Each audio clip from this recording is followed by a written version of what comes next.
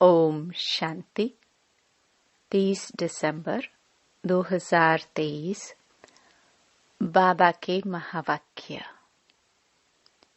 मीठे बच्चे, शुभ कार्य में देरी नहीं करनी है। अपने भाई बहनों को ठोकर खाने से बचाना है। भू कर आप समान बनाना है। प्रश्न: किस बात का अनर्थ होने से भारत कौड़ी मिसल बन गया है? उत्तर: सबसे बड़ा अनर्थ हुआ है जो गीता के स्वामी को भूल गीता ज्ञान से जन्म लेने वाले बच्चे को स्वामी कह दिया है। इसी एक अनर्थ के कारण सभी बाप से बेमुख हो गए हैं। भारत कौड़ी तुल्य बन गया है। अब तुम बच्चे बाप से सम्मुख में सच्ची गीता सुन रहे हो, जिस गीता ज्ञान से ही देवी देवता धर्म स्थापन होता है। तुम श्री कृष्ण के समान बनते हो। गीत। किसने यह सब खेल रचाया? ओम शांति।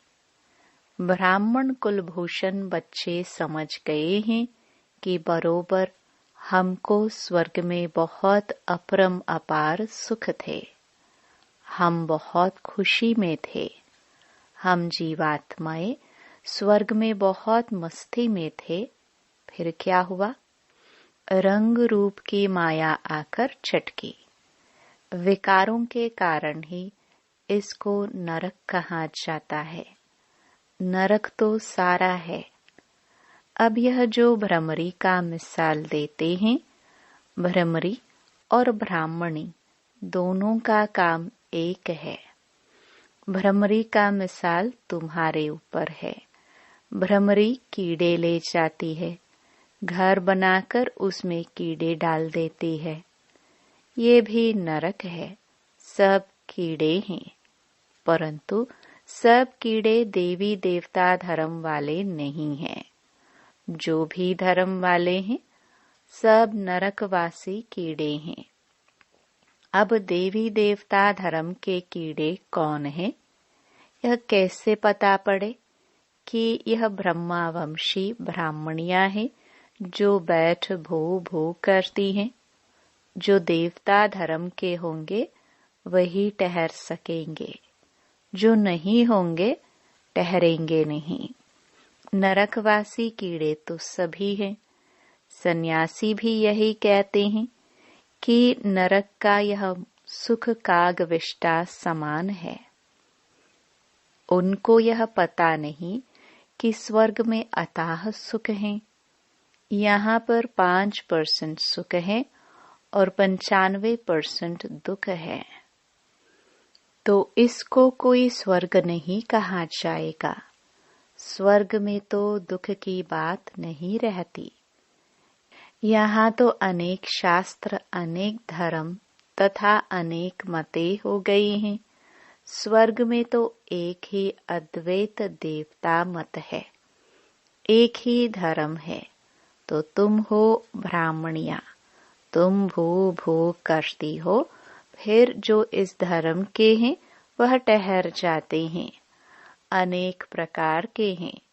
कोई नेचर को मानते हैं, कोई साइंस को मानते हैं, कोई कहते यह सृष्टि कल्पना मात्र है। ऐसी वार्तालाप यहाँ ही चलता है, सतयुग में नहीं चलती। यह बेहद का बाप प्रजापिता ब्रह्मा के मुख कमल से अपने बच्चों को बैठ समझाते हैं कि तुम मेरे पास थे, अब फिर मेरे पास आना है। इसमें शास्त्रों की तो बात नहीं उठती। क्राइस्ट तथा बुद्ध आते हैं, वह भी आकर सुनाते हैं। उस समय तो शास्त्र का प्रश्न उठ ना सके। क्राइस्ट बाइबल पढ़ता था क्या? बाइबल का प्रश्न ही नहीं उठता। बाप कहते हैं, बच्चे तुम अपनी हालत तो देखो, माया रावण ने तुम्हारी कैसी हालत कर दी है। समझते भी हैं कि हम आसुरी रावण संप्रदाय हैं। रावण को जलाते हैं परंतु जलता नहीं। रावण का जलना बंद कब होगा, यह मनुष्यों को पता नहीं है।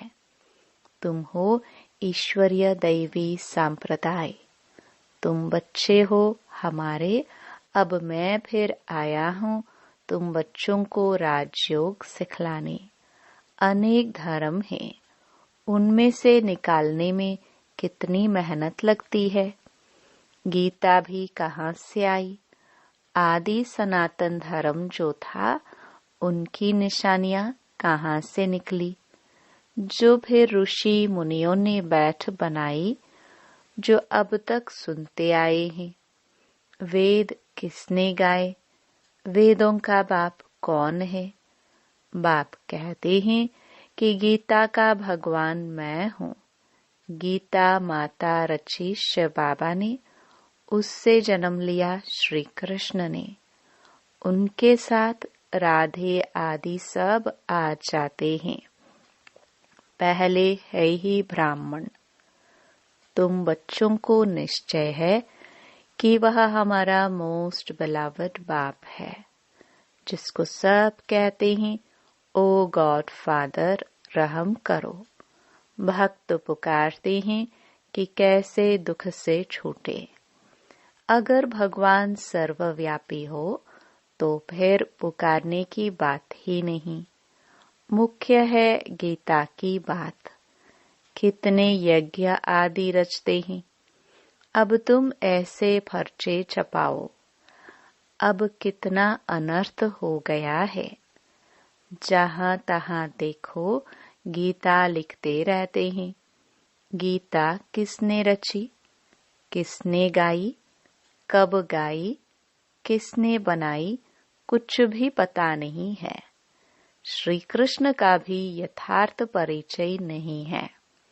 बस कह देते जिधर देखो सर्वव्यापी कृष्ण ही कृष्ण है। राधे के भक्त राधे के लिए कहेंगे सर्वव्यापी राधे ही राधे हैं। एक निराकार परमात्मा को ही कहे तो भी ठीक, सबको क्यों सर्वव्यापी कर दिया है। गणेश के लिए भी कहेंगे सर्वव्यापी। एक ही मथुरा शहर में कोई कहेंगे श्री कृष्ण सर्वव्यापी है, कोई कहेंगे राधे सर्वव्यापी है। कितनी मूंज हो गई है। एक की मत न मिले दूसरे से। एक ही घर में बाप का गुरु अलग तो बच्चे का गुरु अलग। वास्तव में गुरु किया जाता है वानप्रस्थ में। बाप कहते हैं मैं भी आया हूँ इनकी वानप्रस्थ अवस्था में। दुनिया में तो जितना जो बड़ा गुरु होता है उनको उतना नशा रहता है। आदिदेव को महावीर भी नाम दिया है। हनुमान को भी महावीर कहते हैं। महावीर तो तुम शक्तियां हो। दिलवाड़ा मंदिर में शक्तियों की शेर पर सवारी है, फिर पांडवों की हाथियों पर। मंदिर बड़ा युक्ति से बना हुआ है। हूबहू तुम्हारा यादगार है। तुम तो उस समय होंगे नहीं जो तुम्हारा चित्र दे। मंदिर तो द्वापर में बने हैं, तो तुम्हारे चित्र कहाँ से आएंगे। सर्विस तो तुम अभी कर रहे हो। बातें सब अभी की हैं। उन्होंने बाद में शास्त्र बनाए हैं। हम अगर गीता का नाम न ले तो मनुष्य समझेंगे पता नहीं यह कौन सा धर्म है। कितनी मेहनत लगती है। वह इस दुनिया में सिर्फ धर्म स्थापन करते हैं। तुमको तो नई दुनिया के लिए बाप तैयार करते हैं। बाप कहते हैं, मेरे जैसा कर्तव्य कोई कर ना सके। सब पतितों को पावन बनाना पड़ता है। अब तुम बच्चों को वार्निंग देनी पड़े। भारत में कितना अनर्थ हो गया है, जिस कारण ही भारत कौड़ी तुल्य बना है। बाप ने गीता माता द्वारा श्री कृष्ण को जन्म दिया। उन्होंने फिर श्री कृष्ण को गीता का स्वामी बना दिया है। गीता का स्वामी तो शिव है। उसने गीता से श्री कृष्ण को जन्म दिया। तुम सब संजय हो। सुनाने वाला एक शिव बाबा है। प्राचीन देवी देवता धर्म का रचने वाला कौन? ये सब लिखने में बुद्धि चाहिए। गीता से हम जन्म ले रहे हैं। मम्मा राधे और यह फिर श्री कृष्ण बनेगा। यह गुप्त बातें हैं ना। ब्राह्मणों का जन्म कोई समझ न सके। बात ही है श्री कृष्ण और परमात्मा की। ब्रह्मा, श्री कृष्ण और शिव बाबा, यह सब बातें गुह्य है ना। इन बातों को समझने वाला बड़ा बुद्धिमान चाहिए। जिनका योग पूरा होगा उनकी बुद्धि पारस बनती जाएगी। भटकने वाले की बुद्धि में यह ठहर ना सके। बाबा तुम बच्चों को कितनी ऊंची नॉलेज दे रहे हैं। विद्यार्थी अपनी बुद्धि भी चलाते हैं ना। तो अभी बैठ कर लिखो। शुभ कार्य में देरी नहीं करनी चाहिए। हम सागर के बच्चे अपने भाई बहनों को बचाए। बेचारे ठोकर खाते रहते हैं। कहेंगे बीके इतनी रड़ियां मारती है, कुछ तो बात होगी। लाखों पर्चे छपाकर गीता पाठशालाओं आदि में बांटो। भारत अविनाशी खंड है और सर्वोत्तम तीर्थ है। जो बाप सबको सद्गति देते हैं, उनके तीर्थ स्थान को गुम कर दिया है, तो फिर उनका नाम निकालना पड़े।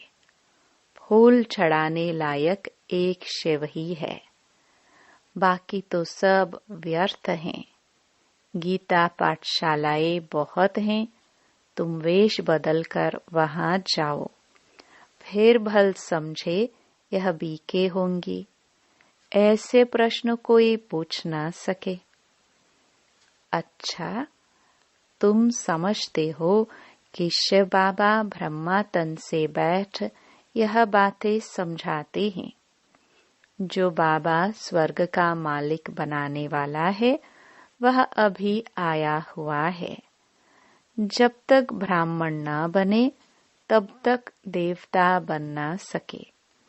ब्राह्मण कुल देवताओं से भी ऊंच है। सबकी आत्मा पावन हो रही है। तुम फिर नई दुनिया में पुनर्जन्म लेंगे। अच्छा, मीठे मीठे सिखिलदे बच्चों प्रति माता पिता बाप दादा का याद प्यार और गुड मॉर्निंग। रूहानी बाप की रूहानी बच्चों को नमस्ते। रात्रि क्लास 12 जनवरी 1969। तुम बच्चे एक बाप की याद में बैठे हो। एक की याद में रहना, इसे कहेंगे अव्यभिचारी याद। अगर यहाँ बैठे भी दूसरे कोई की याद आती है, तो व्यभिचारी याद कहेंगे। खाना पीना रहना एक घर में, याद दूसरे को करना, यह तो ठगी हो गई। भक्ति भी जब तक एक शिव बाबा की करते हैं, तब तक अव्यभिचारी भक्ति हुई। फिर औरों को याद करना, यह व्यभिचारी भक्ति हो जाती है। अभी तुम बच्चों को ज्ञान मिला है, एक बाप कितनी कमाल करते हैं, हमको विश्व का मालिक बनाते हैं। तो उस एक को ही याद करना चाहिए, मेरा तो एक। परंतु बच्चे कहते हैं शिव बाबा की याद भूल जाती है। वाह, भक्ति मार्ग में तो तुम कहते थे हम एक की ही भक्ति करेंगे, वही पतित पावन है, और तो कोई को पतित पावन नहीं कहा जाता, एक को ही कहा जाता है, वही ऊंचते ऊंच है। अभी तो भक्ति की बात ही नहीं, बच्चों को ज्ञान है, ज्ञान सागर को याद करना है। भक्ति मार्ग में कहते हैं आप आएंगे तो हम आपको ही याद करेंगे। तो यह बातें याद करनी चाहिए। हर एक अपने से पूछे, हम एक बाप को याद करते हैं या अनेक मित्र संबंधियों आदि को याद करते हैं? एक बाप से ही दिल लगानी है। अगर दिल और तरफ गई तो याद व्यभिचारी हो जाती है। बाप कहते हैं बच्चे मामेकम याद करो, फिर वहां तुम्हें दैवी संबंधी मिलेंगे। नई दुनिया में सभी नए मिलेंगे। तो अपनी जांच रखनी है कि हम किसको याद करते हैं। बाप कहते हैं तुम मुझ पारलौकिक बाप को याद करो, मैं ही पतित पावन हूँ। कोशिश कर और तरफ से बुद्धि योग हटाकर बाप को याद करना है। जितना याद करेंगे उतना ही पाप कटेंगे। ऐसे नहीं कि जितना हम याद करेंगे उतना बाबा भी याद करेंगे। बाप को कोई पाप थोड़ी काटने हैं। अभी तुम यहाँ बैठे हो पावन बनने लिए। शिव बाबा भी यहाँ है। उन्हें अपना शरीर तो है नहीं, लोन लिया हुआ है। तुम्हारी बाप से प्रतिज्ञा की हुई है, बाबा आप आएंगे तो हम आपके बन नई दुनिया के मालिक बनेंगे। अपने दिल से पूछते रहो। यह तो जानते हो बुद्धि योग की लिंक घड़ी घड़ी बाप से टूट जाती है। बाप जानते हैं लिंक टूटेगी, फिर याद करेंगे, फिर टूटेगी। बच्चे नंबरवार तो पुरुषार्थ करते ही हैं। अच्छी रीति याद में रहे तो इस डायनास्टी में आ जाएंगे। अपनी जांच करते रहो, डायरी रखो। सारे दिन में हमारा बुद्धि योग कहाँ कहाँ गया, तो फिर बाप समझाएंगे। आत्मा में जो मन बुद्धि है वह भागती है। बाप कहते हैं भागने से घाटा पड़ जाएगा, मुझे याद करने से बहुत फायदा है। बाकी तो नुकसान ही नुकसान है। याद करना है मुख्य एक को। अपने ऊपर खबरदारी रखनी है। कदम कदम पर फायदा, कदम कदम पर घाटा। 84 जन्म देहधारियों को याद कर घाटा ही पाया। एक एक दिन होकर 5000 वर्ष बीत गए, घाटा ही हुआ। अभी बाप की याद में रह फायदा करना है। ऐसे विचार सागर मंथन कर ज्ञान रतन निकालने हैं। बाप की याद में एकाग्रचित हो लगना है। कई बच्चों को कौड़ियां कमाने की चिंता रहती है। माया धंधे आदि के विचार ले आती है। धनवान को तो बहुत विचार आते हैं, बाबा क्या करे, बाबा का कितना अच्छा धंधा था, धक्के आदि खाने की दरकार ही नहीं थी। कोई व्यापारी आता था तो मैं पूछता था, पहले ये तो बताओ व्यापारी हो या एजेंट हो। तुम्हें धंधा आदि करते बुद्धि का योग बाप से रखना है। अभी कलयुग पूरा हो, सतयुग आता है।